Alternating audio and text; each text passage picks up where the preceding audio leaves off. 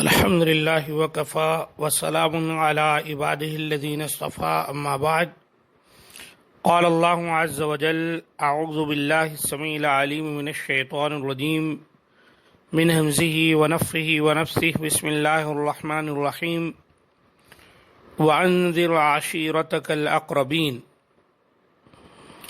اے نبی صلی اللہ علیہ وآلہ وسلم اپنے قریبی رشتہ والوں کو ڈرا دیں۔ یہ آیت مبارکہ سورۃ الشعراء کے آیت نمبر 214 ہے۔ اس آیت مبارکہ کا جو شان نزول ہے وہ کچھ اس طرح ہے کہ پیغمبر کی دعوت صرف رشتہ داروں کے لیے نہیں کہ اللہ تعالیٰ نے فرمایا وَأَنذِرْ عَشِيرَتَكَ الْأَقْرَبِينَ، تب کوئی یہ سمجھے کہ نبی صلی اللہ علیہ وسلم کو حکم ہوا کہ صرف اپنے رشتہ داروں کو ہی دعوت دیں۔ تو پیغمبر کی دعوت صرف رشتہ داروں کے لیے نہیں بلکہ پوری قوم کے لیے ہوتی ہے، اور نبی صلی اللہ علیہ وآلہ وسلم تو پوری نسل انسانی کے لیے ہادی اور رہبر بن کر آئے تھے۔ قریبی رشتہ داروں کو دعوت ایمان، دعوت عام کے منافی نہیں بلکہ اسی کا ایک حصہ یا اس کا ایک ترجیحی پہلو ہے۔ جس طرح حضرت ابراہیم علیہ السلام نے بھی سب سے پہلے اپنے باپ آزر کو توحید کی دعوت دی تھی۔ اس حکم کے بعد نبی صلی اللہ علیہ وسلم صفا پہاڑی پر چڑھ گئے۔ جب یہ آیت مبارکہ نبی صلی اللہ علیہ وسلم پر نازل ہوئی کہ وَأَنذِرْ عَشِيرَتَكَ الْأَقْرَبِينَ، تو آپ صلی اللہ علیہ وسلم صفا پہاڑی پر چڑھ گئے اور کہنے لگے یا صباحا، آپ نے یہ کہہ کر آواز دی۔ یہ کلمہ اس وقت بولا جاتا تھا جب دشمن اچانک حملہ کر دے، اس کے ذریعے سے قوم کو خبردار کیا جاتا تھا۔ یہ کلمہ سن کر لوگ جمع ہو گئے۔ آپ نے قریش کے مختلف قبیلوں کے نام لے لے کر فرمایا بتلاؤ، اگر میں تمہیں یہ کہوں کہ اس پہاڑ کے پشت پر دشمن کا لشکر موجود ہے جو تم پر حملہ آور ہوا چاہتا ہے تو کیا تم مانو گے؟ سب نے کہا ہاں، یقیناً ہم تصدیق کریں گے۔ آپ نے فرمایا کہ مجھے اللہ نے نذیر بنا کر بھیجا ہے، میں تمہیں ایک سخت عذاب سے ڈراتا ہوں۔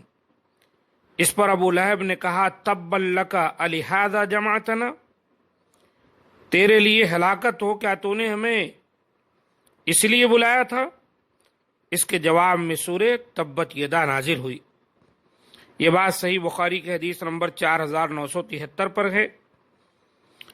آپ صلی اللہ علیہ وسلم نے اپنی بیٹی فاطمہ رضی اللہ عنہا اور اپنی پھوپھی حضرت صفیہ رضی اللہ عنہا کو بھی فرمایا کہ تم اللہ کے ہاں بچاؤ کا بندوبست کر لو، میں وہاں تمہارے کام نہیں آ سکوں گا، جیسا کہ صحیح مسلم حدیث نمبر 206 میں ہے۔ تو یہ اس آیت مبارکہ کا شان نزول ہے۔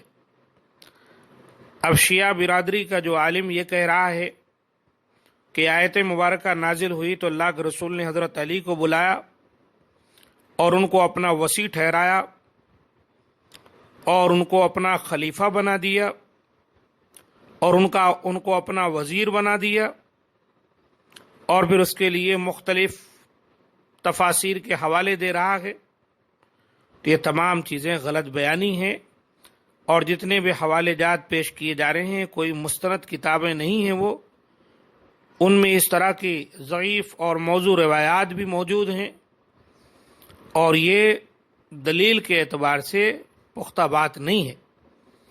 دلیل کے اعتبار سے جو بات سب سے درست ہے وہ یہ ہے کہ نبی صلی اللہ علیہ وسلم اس آیت مبارکہ کے بعد صفا پہاڑی پر چڑھ کر اپنے قوم کے تقریباً تمام افراد کا نام لے لے کر سرداروں کا بلائے، اور سب کو پھر آپ نے کہا کہ اگر میں کوئی بات کہوں تو تم تصدیق کرو گے، یہ کہوں کہ اس پہاڑی کے پیچھے ایک بہت بڑا لشکر جرار ہے جو تم پر حملہ آور ہونا چاہتا ہے تو مانو گے؟ انہوں نے کہا ہے محمد ہم ضرور مانیں گے، اس لیے کہ ہم نے کبھی آپ سے جھوٹ سنا ہی نہیں۔ پھر آپ صلی اللہ علیہ وسلم نے ان کو اصل بات بتائی کہ میں دنیا میں اللہ کا بھیجا ہوا نبی رسول ہوں، میں تمہیں ڈراتا ہوں آخرت سے، اور پھر آپ اسی میں یہ بات بھی فرماتے ہیں یا فاطمہ بنت محمد سلینی من مالی ما شئتی انی لا اغنیک من اللہ شیئا، اے پیاری بیٹی فاطمہ محمد کی بیٹی، مانگ لے دنیا میں جو کچھ مانگنا ہے، آخرت میں تیرا باپ تیرے کچھ کام نہ آ سکے گا۔ تو یہ دعوت و تبلیغ کا ایک پہلو تھا، ایک طریقہ تھا جو نبی صلی اللہ علیہ وسلم نے اپنایا لوگوں تک حق بات پہنچانے کے لیے۔ اور اس کے آڑ میں جو یہ باتیں کہی جاتی ہیں کہ حضرت علی آئے اور اللہ کے رسول نے ان کو اپنا وزیر اور ان کو اپنا وصی اور ان کو خلیفہ قرار دیا، اور پھر اسی کی بنیاد بنا کر حضرت ابوبکر صدیق، عمر فاروق، عثمان غنی رضی اللہ تعالیٰ عنہم اجمعین کے خلافت کا انکار کرنا، اور یہ نعرہ لگانا کہ حضرت علی جو ہے خلیفہ بلا فصل ہیں، یعنی کہ ابوبکر، عمر اور عثمان کی خلافت کو تسلیم ہی نہیں کیا جائے گا، خلیفہ ہیں تو بس وہی ہیں۔ یہ تمام باتیں رافضیوں کی شرارتیں ہیں اور شیعوں کی دین کے اندر دخل اندازی ہے۔ اللہ تعالی ہم تمام کو اس سے محفوظ رکھے۔